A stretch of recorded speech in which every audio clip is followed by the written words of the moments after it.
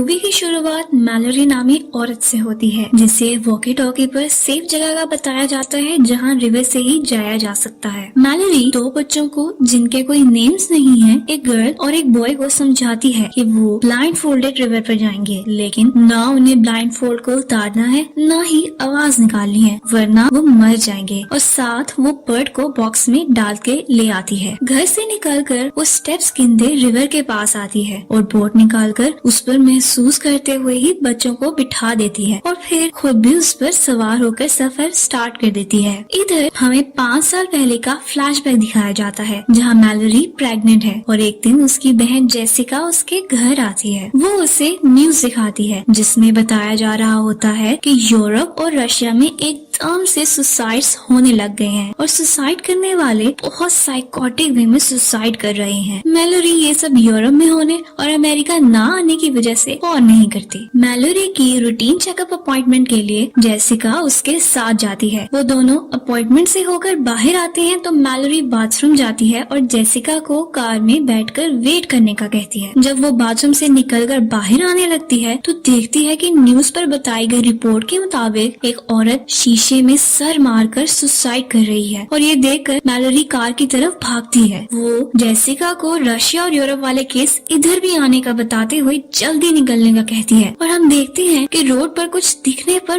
बहुत से drivers accident करते जा रही हैं। मैलोरी जेसिका का मोबाइल लेने मुड़ती है तो जेसिका को भी कुछ नजर आता है जिससे वो बहुत सैड हो जाती है और गाड़ी को घुमाती उसका एक्सीडेंट कर देती है। वो दोनों कार से निकलती ही हैं कि जेसिका मैलोरी के सामने ट्रक के आगे आकर सुसाइड कर लेती है और मैलोरी शॉक में उधर ही देखती रहती है। भागते हुए लोग उसे पुश करते आगे बढ़ जाते हैं तो वो गिर जाती है। लाइडिया नामी औरत मैलोरी की हेल्प करने आती है जिसपे उसका हस्बैंड डगलस एग्री नहीं करता। इसी दौरान लाइडिया को कुछ दिखता है जिससे वो मॉम कहते जल्दी कार में बैठ जाती है जो ब्लास्ट कर जाती है। वहाँ से भागता एक शख्स टॉम मैलोरी को उठाकर ग्रेग नामी पर्सन के घर लाता है जहाँ डगलस भी बहुत से लोगों के साथ मौजूद होता है। टॉम सबको विंडोज और डोर कवर करने और बाहर ना देखने से मना करता है क्योंकि उसने कुछ देखने पर ही अपने कॉलीग्स को मरते देखा था। मैलोरी अपनी मदर को कॉल करने लग जाती है जबकि बाकी सब न्यूज देखकर अपनी थ्योरीज बताने लगते हैं जिनमें से चार्ली बताता है कि माइथोलॉजी के मुताबिक ये डीमंस हैं जो एंटिटीज के जरिए ऐसी चीज दिखाते हैं जो आपको सैड करे या आपका ग्रेटेस्ट फियर हो। कोई भी उसकी बात को लॉजिकल ना समझते हुए और नहीं करता और टॉम मैलोरी को चेक करने आता है तो मैलोरी उसे रोते हुए सब बताती है जो डगलस सुनकर उन्हें बताता है कि लाइडिया अपनी मदर कैसे देख सकती है जबकि वो 10 साल पहले ही मर चुकी है। नेक्स्ट दिन सब लिविंग रूम में बैठे सप्लाईज के कम होने का हल सोच रहे होते हैं तो डोर पर नॉक होता है। डगलस किसी को भी अंदर आने से मना करता है लेकिन मैलोरी गन पॉइंट पर उसे रोक देती है। टॉम सबकी आंखें बंद करवाकर ओलिम्पिया नामी औरत को अंदर लाता है तो उन्हें पता चलता है कि ओलिम्पिया का हस्बैंड एयरफोर्स के लिए गया था और ओलिम्पिया घर में बंद थी लेकिन उसके प्रेग्नेंट होने की वजह से उसने सारी सप्लाईज खत्म कर दी थी। ओलिम्पिया की इस बात पर डगलस प्रेग्नेंट औरतों के सप्लाईज खत्म करने पर तंज करता है जिस पर फिर सप्लाईज लाने का सवाल उठता है। ग्रेग उन्हें कहता है कि वो सर्विलेंस कैमरा से देखते हुए सप्लाईज लेकर आ सकते हैं क्योंकि उसमें डायरेक्ट इमेज नहीं आ रही और वो एंटिटी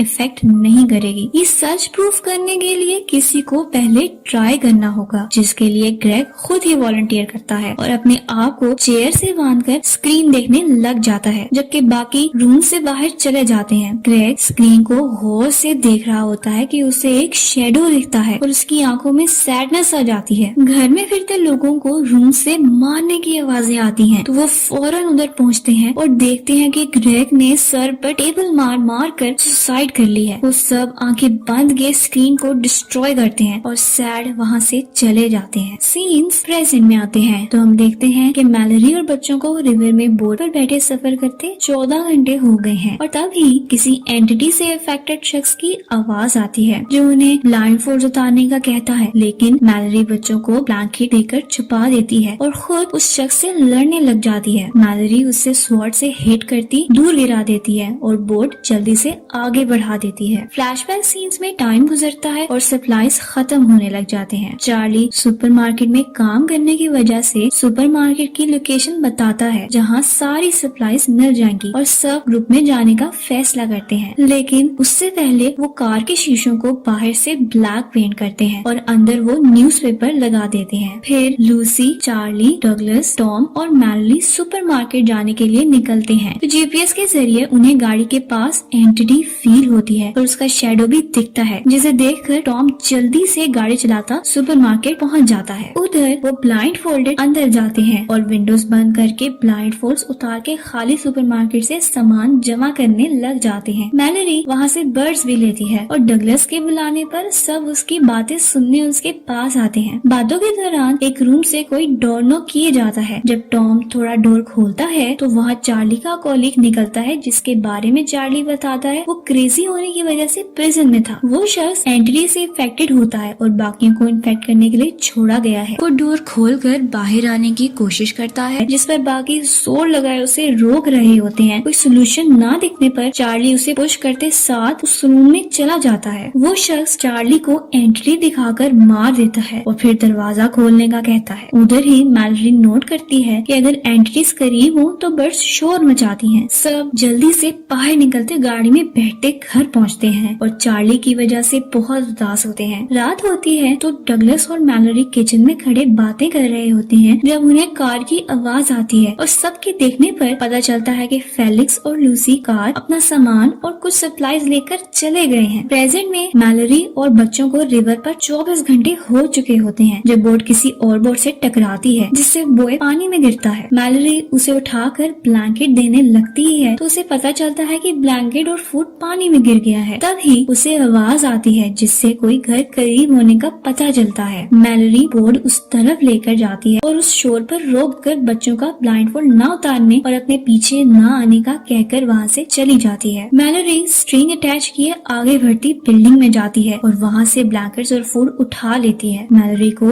एंटिटी की आवाज आती है तो वो जल्दी से बाहर आती है, जबकि गर्ल मैलरी को चीख सुनकर अपने आप को रोक बांधे मैलरी को ढूंढने जाती है। मगर वो फॉरेस्ट में पहुँचती ही है तो मैलरी उसे पकड़ के गुस्सा करती है और बोट पे ले आती है और सफर दोबारा शुरू हो जाता है। फ्लैशबैक्स में हम देखते हैं कि मैलरी की ओलंपिया और टॉम से बहुत अच्छी दोस्ती हो चुकी है। एक दिन मैलरी टॉम के लाइव वॉकी टॉकी चेक कर रही होती है कि उसे डोर से आवाजें आती हैं और देखने पर पता चलता है कि ओलंपिया ने गैरी नामी शख्स को अंदर घुसा लिया है। सब आवाजें सुनकर आते हैं तो गैरी बताता है कि वो अपने कोलीग के साथ उसके घर थे कि कुछ लूनेटिक्स ने उनके घर को ब्रेक किया और उन्हें स्ट्रीट पर ले जाकर एंटिटीज देखने पर मजबूर किया, जो गैरी के मुताबिक उसने नहीं देखी थी। तभी उनमें से एक ने उन्हें गिरा दिया और सब वहाँ से भागते रहे और भागते हुए गैरी यहाँ आ गया। डगलस गन पॉइंट पर उसे बाहर निकलने का कहता है, लेकिन चेरिल उसे वास मारकर बेहोश कर देती है और टॉम उसे गैराज में रख देता है। सब डगलस के जाने पर एंजॉय कर रहे होते हैं कि ओलंपिया लेबर में चले जाती है और मैलरी उसके लिए पानी ला रही होती है कि उसका वाटर बैग भी ब्रेक हो जाता है। ओलंपिया और मैलरी को चेरिल रूम में ले जाती है, जबकि नीचे गैरी अपनी एंटिटीज के बारे में बनाए स्केचेस निकालता है और उसे देखते हुए वो इफेक्टेड हो जाता है और बर्ड्स को फ्रीजर में रखकर विंडो से न्यूज़पेपर उतारने लग जाता है। डगलस उसे देखते हुए आवाज देता है तो वो गैराज का गेट खोलता है ताकि वो बाहर एंटिटी को देख सके। तभी टॉम आवाजें सुनता नीचे आता है और उसे गैरी की स्केचेस दिखते हैं। ऊपर ओलंपिया की बेटी और मैलरी का बेटा होता है और वो उसे देख रहे होते हैं कि गैरी उनके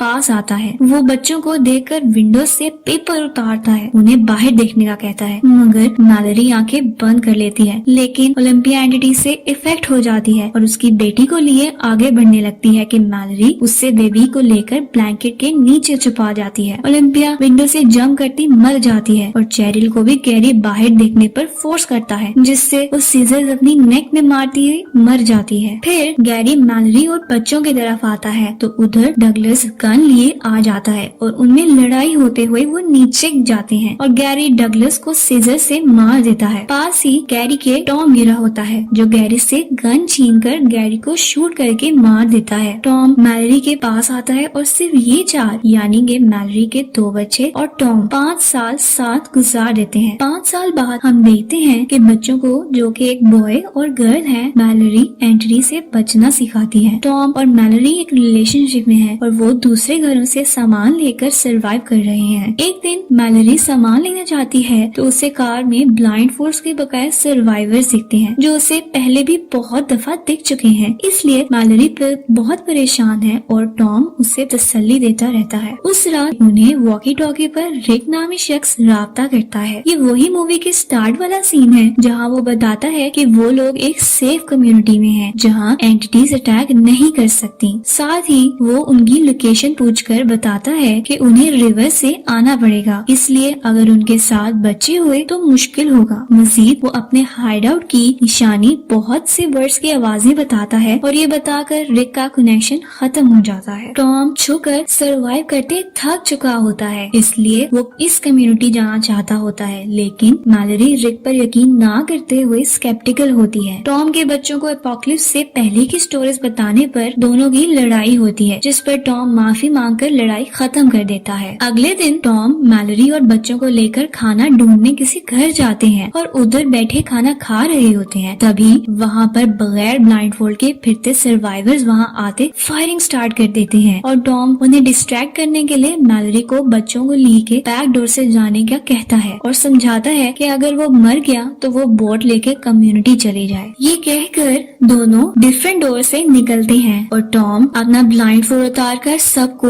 मारने लग जाता है। सबको मारते हुए वो एंटिटी से इफेक्ट होता है तो वो आखिरी शख्स को मारकर अपने आप को ही शूट कर लेता है और गनशॉट सुनकर मैलरी समझ जाती है कि टॉम मर गया है। वो बच्चों को लेकर घर जाती है और वहाँ टॉम की डेथ पर रोती रहती है। फिर मूवी के स्टार्ट में दिखाए गए सीन के अकॉर्डिंग बच्चों को समझा के बोट लिए रिवर पर आ जाती है। इवेंट्स प्रेजेंट से कंटिन्यू होते हैं तो हम देखते हैं कि रिवर पर सफर करते 48 घंटे होते हैं और रैपिड्स आने से पहले मैलरी बच्चों को बताती है कि उन दोनों में से किसी एक को ब्लाइंडफोल्ड उतार कर रास्ता देखकर बताना होगा और वो ये खुद इसलिए नहीं कर सकती कि अगर वो इफेक्टेड हो गई तो बच्चों का कुछ नहीं कर सकेगी। मैलरी सोच में बैठी सफर कंटिन्यू करती है और रैपिड्स के आने पर वो डिसाइड नहीं कर पाती कि किस बच्चे का ब्लाइंडफोल्ड उतारे, इसलिए वो फैसला करती है कि कोई भी ब्लाइंडफोल्ड नहीं उतारेगा और वो ऐसे ही निकल जाएंगे। रैपिड्स आते हैं तो बोट झटके खाती आगे बढ़ रही होती है और बोट उलट जाती है, जिससे तीनों पानी में गिर के अलग हो जाते हैं। मैलरी हाथ पांव मारते बच्चों को ढूंढने लग जाती है। वो बॉय को उसकी आवाजों से पहचान कर उठा लेती है। गर्ल की बेल की आवाज फॉलो करते शोर पर पहुंचती है। वो फॉरेस्ट से रिक की निशानी के मुताबिक बर्ड्स की आवाजें सुनकर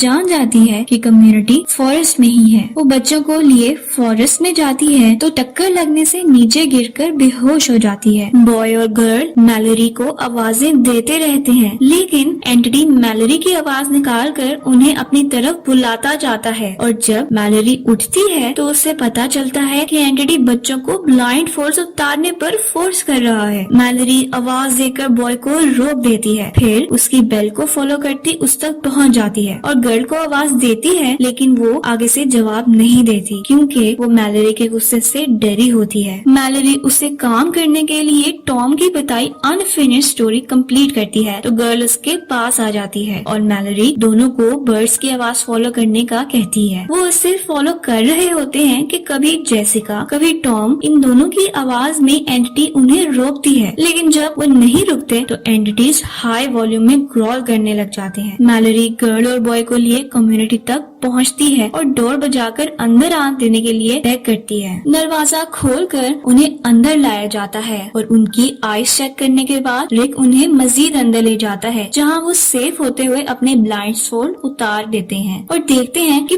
बहुत से लोग उधर खुशी खुशी अपनी जिंदगी गुजार रहे हैं। उधर ही मैलरी को अपनी पुरानी डॉक्टर मिलती है, जिसके पूछने पर मैलरी बच्चों को ओलिम्पिया और टॉम नाम देती है और अपने आप को उनकी मदर बताती है।